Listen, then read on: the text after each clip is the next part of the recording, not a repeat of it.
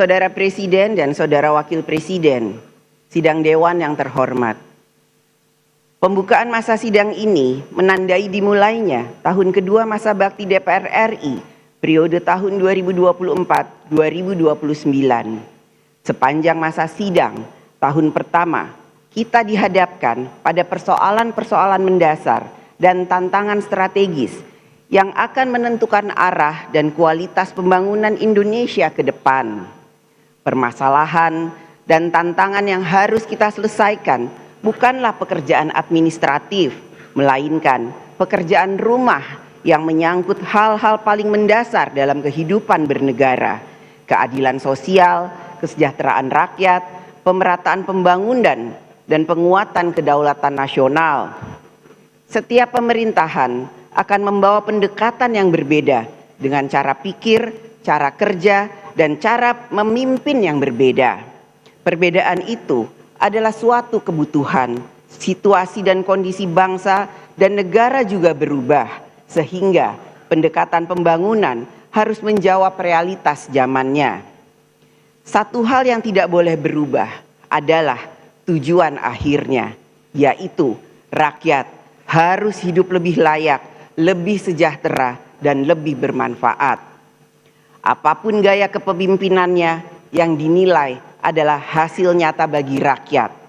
Pemerintahan Presiden Prabowo Subianto telah menetapkan arah pembangunan 5 tahun ke depan melalui dokumen Rencana Pembangunan Jangka Menengah Nasional atau RPJMN. RPJMN bukan sekedar formalitas perencanaan, tetapi merupakan terjemahan strategis dan teknokratis dari visi-visi Presiden yang terangkum dalam Asta Cita. Dokumen ini menjadi kompas pembangunan nasional bagi seluruh kementerian lembaga.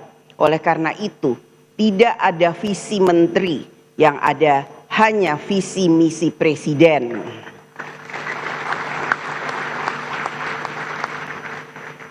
Pembangunan bukanlah proses yang instan. Tidak semua hasil pembangunan dapat dirasakan seketika. Pembangunan membutuhkan waktu, konsistensi, dan kesinambungan kebijakan.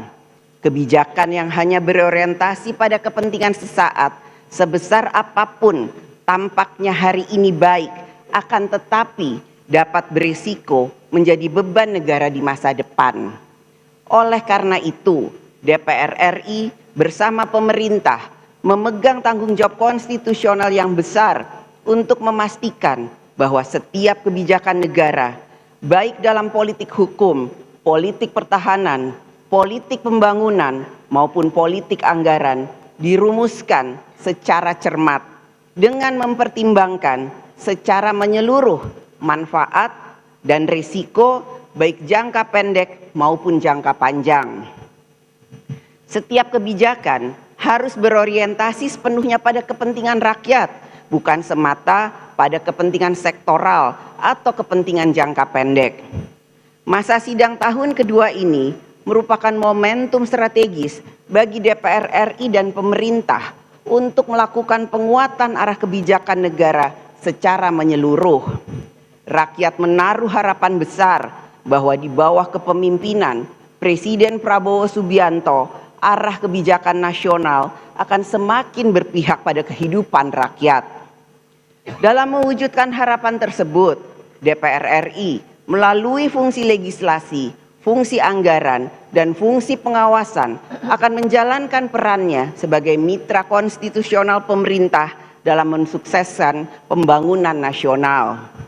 DPR RI akan memastikan bahwa seluruh pelaksanaan pembangunan nasional dilakukan dalam kerangka hukum yang berlaku berdasarkan peraturan perundang-undangan serta berorientasi pada kepentingan rakyat.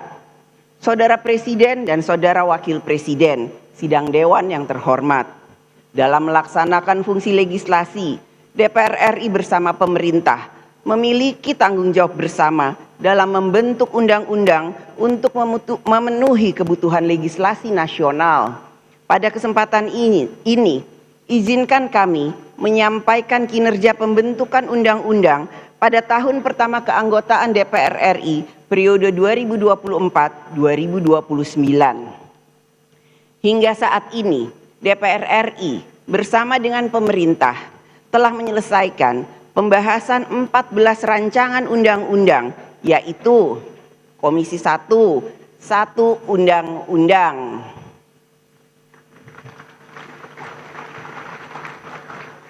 Komisi 2, 10 undang-undang.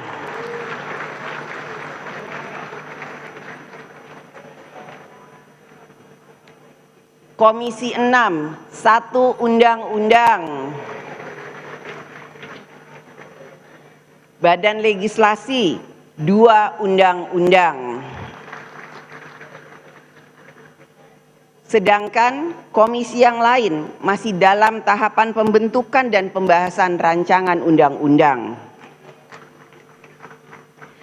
Pada masa persidangan ini, DPR RI bersama pemerintah dan DPD RI akan memfokuskan pembahasan terhadap 11 rancangan undang-undang yang masih berada pada tahap pembicaraan tingkat 1. DPR RI akan selalu memprioritaskan pembentukan undang-undang yang berkualitas sehingga lebih mengejar kinerja kualitas daripada kuantitas. Dalam pembentukan undang-undang, DPR RI dan pemerintah sering berada dalam posisi di tengah-tengah berbagai subjek hukum yang memiliki kepentingan yang berbeda-beda, seperti antara majikan dan pekerja, pengusaha dan konsumen, aparatur dan rakyat, penyedia jasa dan pengguna, serta berbagai relasi sosial lainnya.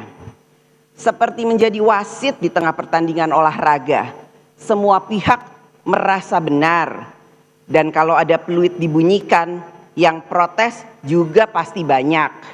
Belum lagi pengamat-pengamat yang memberi komentar pro dan kontra. Tapi begitulah demokrasi, ramai, penuh aspirasi, dan harus sabar mendengar sebelum mengetuk palu. Tanggung jawab utama pembentuk undang-undang adalah bersikap adil dan bijaksana dalam merumuskan norma hukum yang mengatur hubungan-hubungan tersebut. Konstitusi menghendaki agar hukum dapat menjadi instrumen keadilan bagi seluruh warga negara. Untuk itulah, dalam setiap proses pembentukan undang-undang, partisipasi masyarakat yang bermakna atau meaningful participation merupakan syarat yang sangat penting. Partisipasi ini adalah wujud kedaulatan rakyat. Dengan mendengar, menimbang, dan memperhatikan seluruh aspirasi masyarakat, produk hukum yang dihasilkan akan memiliki legitimasi keadilan dan penerimaan publik yang lebih kuat.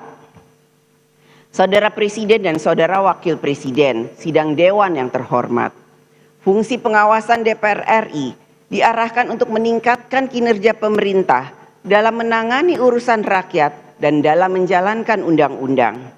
DPR RI memberikan perhatian yang besar terkait permasalahan yang menjadi perhatian rakyat, yaitu antara lain: 1. Penanganan dan penyelesaian masalah pemblokiran rekening dorman oleh PPATK. 2. Rencana penertiban kawasan dan tanah terlantar oleh negara. 3. Pelaksanaan program sekolah rakyat. 4. Evaluasi pelaksanaan program makan bergizi gratis. 5. Tata kelola pemberian tunjangan jabatan fungsional tertentu di kementerian lembaga dan di daerah. 6. Rencana perubahan pola penyaluran bantuan sosial dari seumur hidup menjadi 5 tahun. 7. Perlindungan data pribadi warga negara Indonesia sebagai bagian kesepakatan tarif dagang. 8. Pelaksanaan putusan MK tentang pendidikan gratis SD dan SMP. 9. Sinergi pemerintah pusat dan pemerintah daerah dalam pelaksanaan program strategis nasional. 10. Pelaksanaan royalti hak cipta lagu. Dan tentu saja masih banyak persoalan rakyat yang disampaikan langsung kepada DPR RI, baik melalui aspirasi daerah pemilihan, pengaduan publik, maupun forum-forum resmi yang disediakan oleh DPR. Harapan rakyat jelas agar setiap masalah yang mereka hadapi mendapat perhatian dan dapat segera terselesaikan melalui kebijakan negara yang responsif. Sepanjang 1 tahun terakhir, DPR RI telah menerima laporan dan pengaduan masyarakat yang jumlahnya mencapai 5.642 laporan. Kalau dibagi rata-rata per hari, terdapat 15 sampai 16 laporan pengaduan masyarakat yang dimohonkan untuk dapat dibantu penyelesaiannya.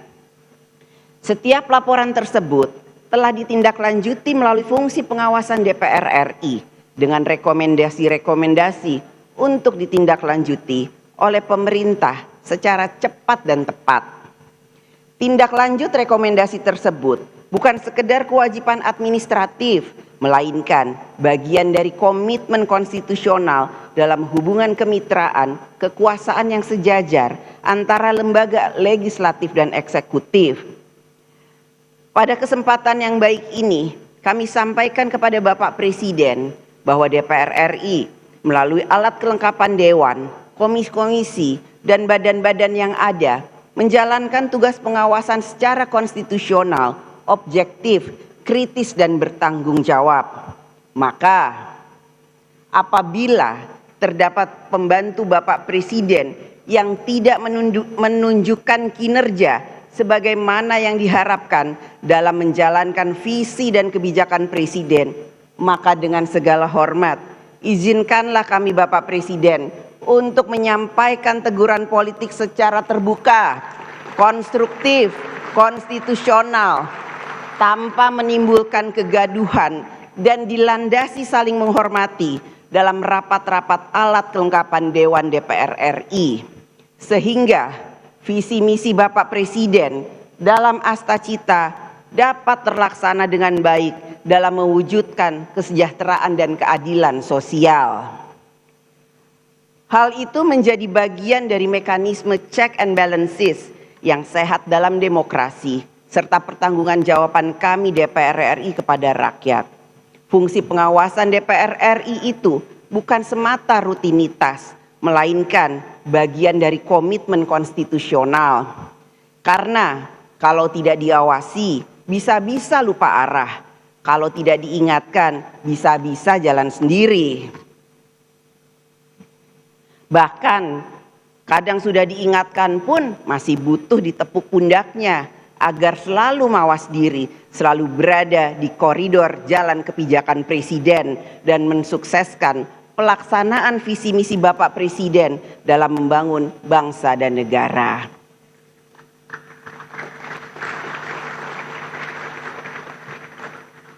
DPR RI juga turut menjalankan peran diplomasi parlemen sebagai bagian dari upaya untuk memperkuat pelaksanaan kebijakan politik luar negeri Indonesia. Melalui instrumen diplomasi parlemen, DPR RI membangun komunikasi strategis dan kerjasama yang konstruktif dengan berbagai parlemen di dunia. Peran ini sekaligus menegaskan posisi strategis DPR RI yang tidak hanya bertindak sebagai representasi rakyat dalam kehidupan berbangsa dan bernegara di dalam negeri, tetapi juga sebagai wakil rakyat Indonesia dalam forum-forum global. Dalam situasi kondisi global yang tidak menentu, maka dibutuhkan sinergi eksekutif dan legislatif dalam memperjuangkan kepentingan nasional di kancah internasional. Peran diplomasi DPR RI juga memperjuangkan dan selalu memperjuangkan kemerdekaan Palestina dalam forum-forum internasional.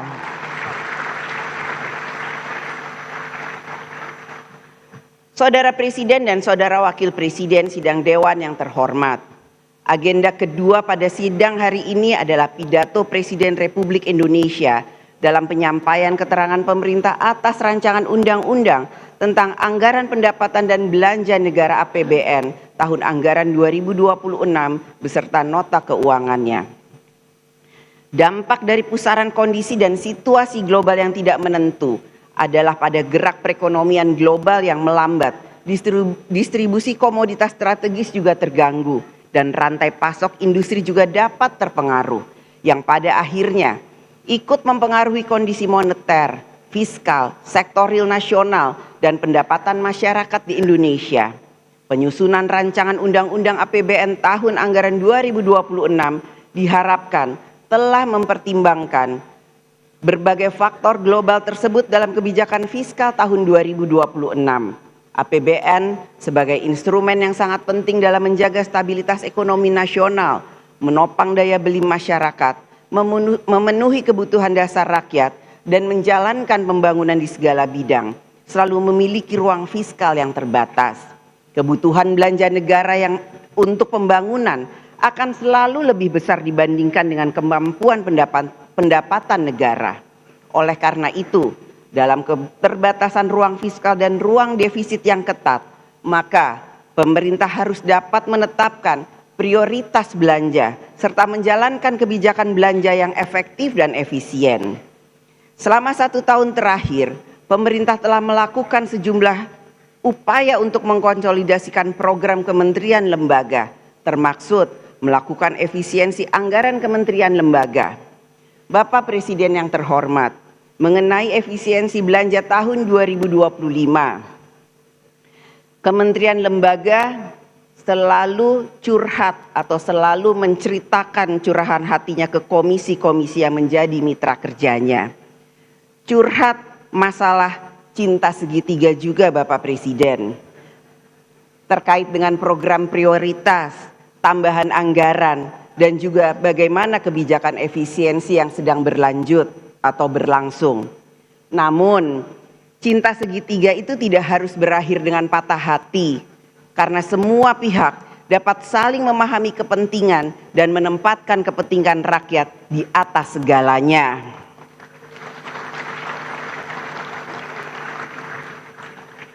Upaya pemerintah menjalankan efisiensi sejalan dengan amanat Undang-Undang Keuangan Negara yang mengharuskan APBN dikelola secara efektif, efisien, tertib, transparan, memenuhi rasa keadilan dan rasa kepatutan. Pada masa sidang sebelumnya, DPR RI bersama pemerintah telah melakukan pembahasan dan menyepakati kebijakan ekonomi makro dan pokok-pokok kebijakan fiskal KEM-PPK FAPBN tahun anggaran 2026. Kesepakatan-kesepakatan tersebut yang akan menjadi dasar dari nota keuangan dan rancangan Undang-Undang APBN 2026 yang akan disampaikan oleh Bapak Presiden Prabowo Subianto.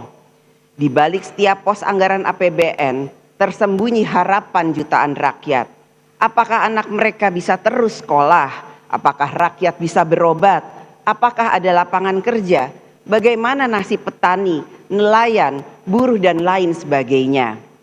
Penyusunan dan pembahasan APBN bukanlah urusan teknis belaka, tetapi soal keadilan dan keberpihakan.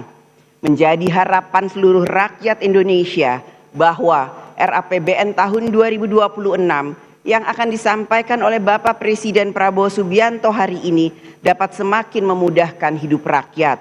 Begitu juga harapan dari seluruh provinsi dan kabupaten kota agar APBN tahun anggaran 2026 dapat ikut memperkuat pembangunan di daerah.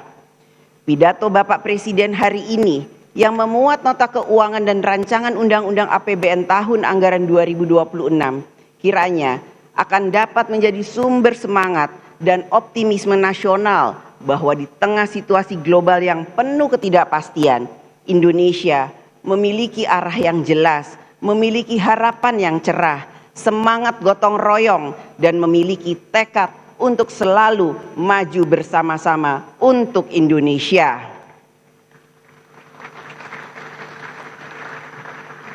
Sidang Dewan yang terhormat, dengan mengucapkan Bismillahirrohmanirrohim atas nama pimpinan DPR RI, dengan ini saya mengumumkan kepada seluruh rakyat Indonesia bahwa masa persidangan 1 DPR RI tahun sidang 2025-2026 akan dimulai sejak hari ini, Jumat 15 Agustus 2025 sampai dengan Kamis 2 Oktober 2025. Marilah kita, DPR RI, pada masa persidangan ini dapat menghasilkan kebijakan-kebijakan negara yang dapat melindungi rakyat, mensejahterakan rakyat, mencerdaskan rakyat, dan ikut serta dalam membangun tatanan dunia yang lebih baik. Kepada anggota Dewan yang terhormat, Selamat bekerja memperjuangkan kesejahteraan rakyat. Semoga Allah Subhanahu wa Ta'ala, Tuhan yang Maha Esa, memberikan rahmat dan bimbingannya kepada kita semua. Merdeka! Merdeka! Merdeka!